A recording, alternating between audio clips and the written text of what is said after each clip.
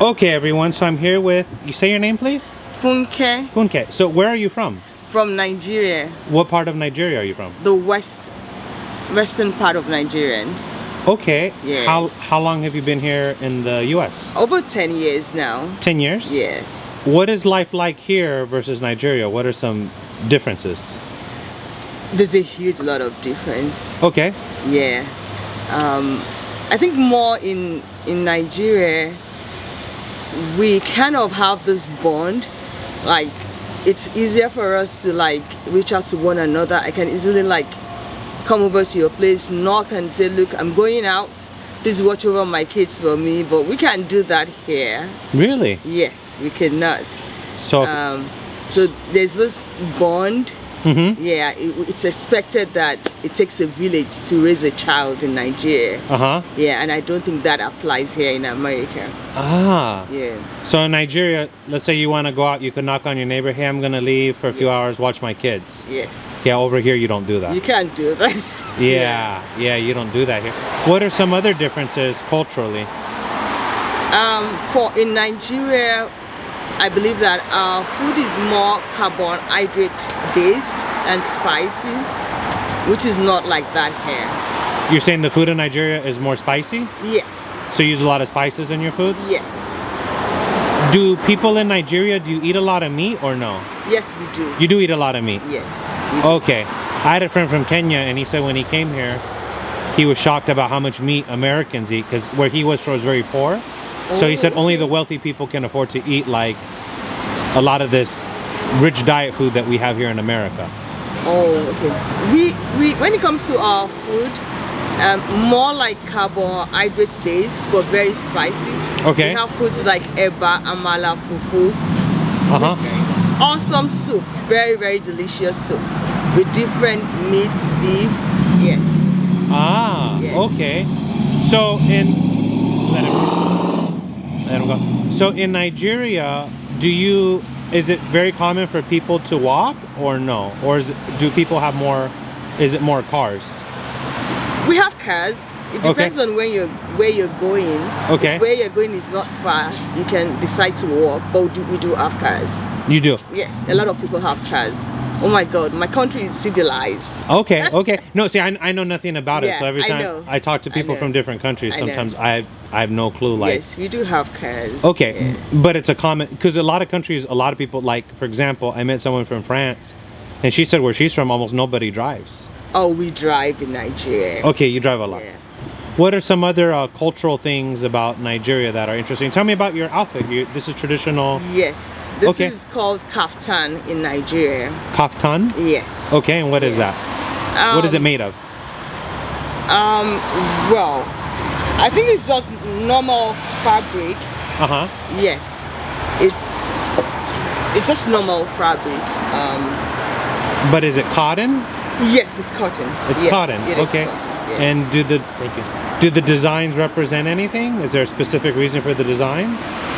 I don't think so, and if there is, I'm not sure. Okay. Yeah. And how do you say the name of the outfit? Kaftan. Kaftan. Yes. Kaftan. Kaftan. Kaftan. Yes. Okay.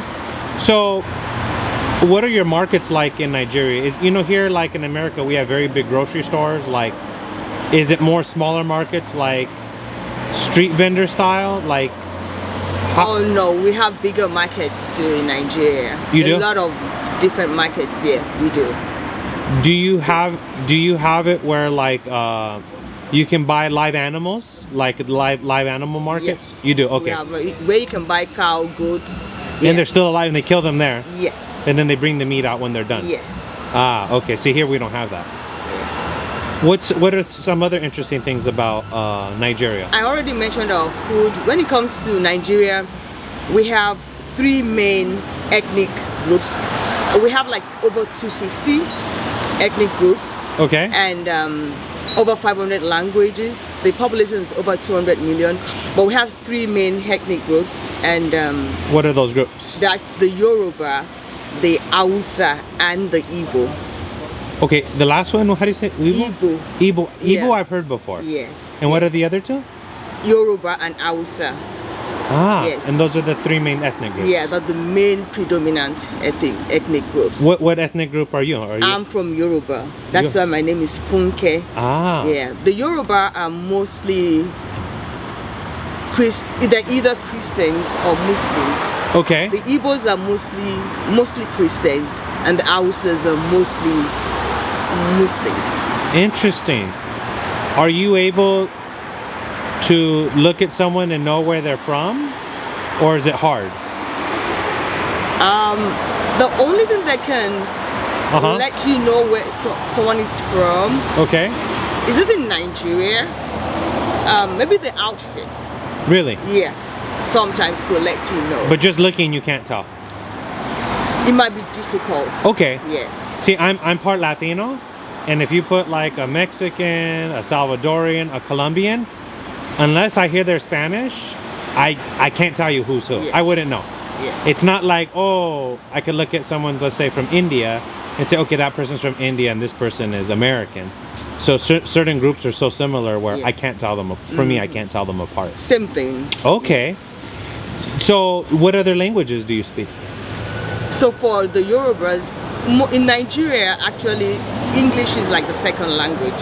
It is. Yeah, so for us to be able to like interact with one another, we just make English like the acceptable language Okay. within all the ethnicity, the tribes. Oh, so everybody speaks English? Yes, it's expected. Most people speak in English. Ah, it is. Now, when you grew up, did you speak English in your house, or was this mostly Yes. like in school and Yes. university? We spoke English, and even when I got married, when I was raising my kids, yeah, we speak more English language in the house.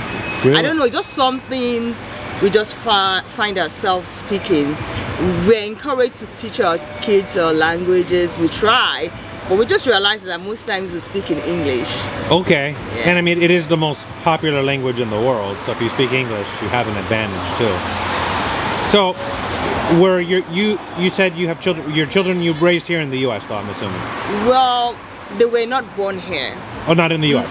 They're born back They home. were born back home, yeah. Ah. Yeah.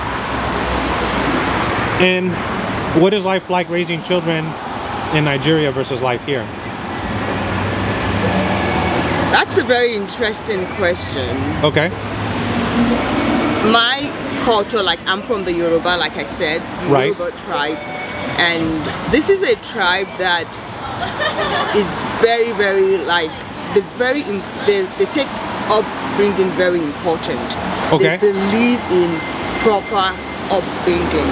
Okay. Like right from when they were young, we start teaching them how to greet their elders, Okay. how to respond when they are called, when they are sent on errand, you know, how to respond.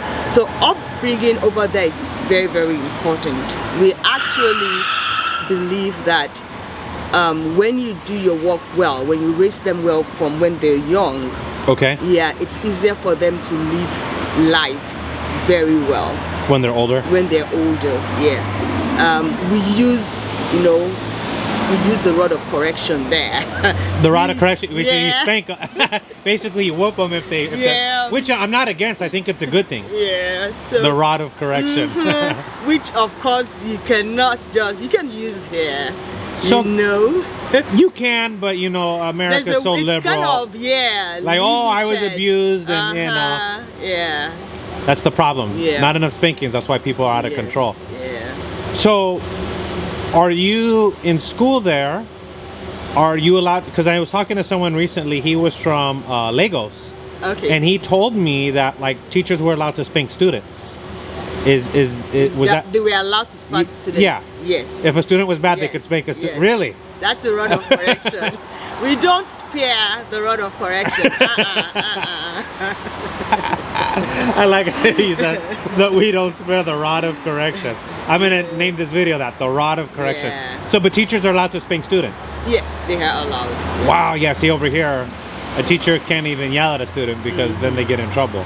Yes. But I think that's a problem with American culture. There's no discipline, Yeah. and then these kids end up out of control when they're older because they've never been spanked or they've never been kind of put in their place. And I think when that doesn't happen, they grow up thinking they can do whatever they want. And for me, I'm against it. I think spanking is a good thing. I got spanked.